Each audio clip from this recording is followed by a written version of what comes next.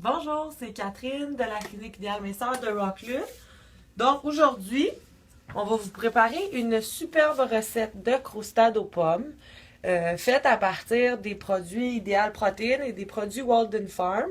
Donc parfait pour les gens qui sont en phase 1.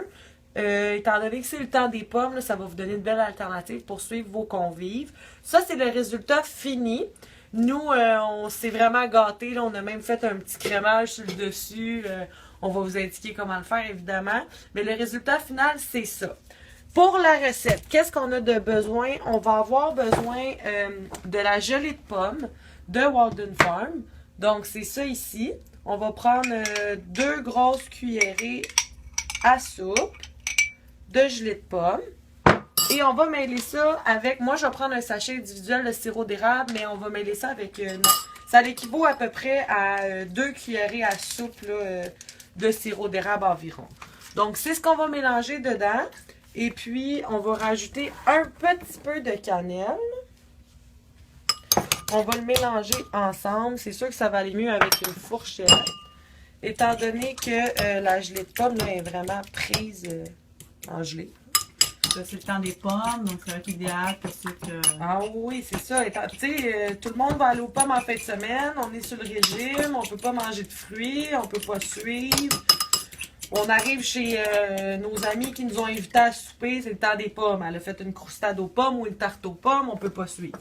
Donc ça va vous donner une belle alternative pour pouvoir suivre vos convives.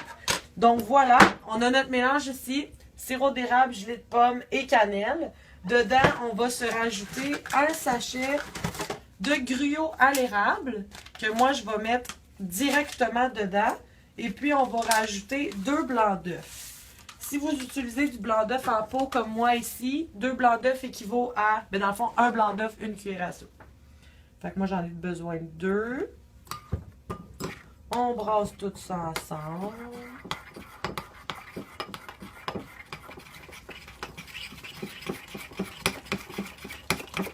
Donc, en brassant comme ça va donner à peu près ça. C'est sûr que dites-vous que tous les petits motons là, de gelée de pomme, ils vont être fondus au four. Fait qu'il en restera plus. Donc, ça, c'est notre mélange. Qu'est-ce qu'on fait avec ça? Moi, on va prendre des petits ramequins comme ça. Si vous en avez envie, vous pouvez les utiliser aussi. On en met dedans comme ça. On envoie ça au four à 450 pendant 10 à 12 minutes. Donc, ça comme ça, 10 à 12 minutes au four. Moi, j'en ai déjà préparé un d'avance. Après 10 minutes de four, 10 à 12 minutes, on le sort. Et puis, on a écrasé des boules pomme cannelle en petit, vraiment en tout petit. Là. On veut pas non plus que ça se réduise en poussière. Je ne sais pas si vous allez le voir. Mais tu sais, moi, je l'ai vraiment écrasé pour qu'on ait quand même des beaux petits morceaux croustillants. Quand c'est cuit, on a sorti notre préparation du four, 10 à 12 minutes. On va aller saupoudrer des petits morceaux de boules de pomme cannelle sur le dessus. On renvoie au four.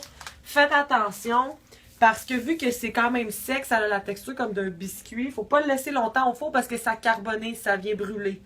Donc, on le vérifie. Là, normalement, c'est peut-être à peu près 2 minutes. Et puis, nous, on s'est gâtés encore plus. On s'est même fait une petite... je pourrais dire un petit coulis, hein, Christine, quand même. Qu'est-ce qu'on a mélangé à ça? J'ai pris de la trempette de caramel que j'ai mis... honnêtement, là, il n'y a pas de quantité. On est vraiment allé à l'œil.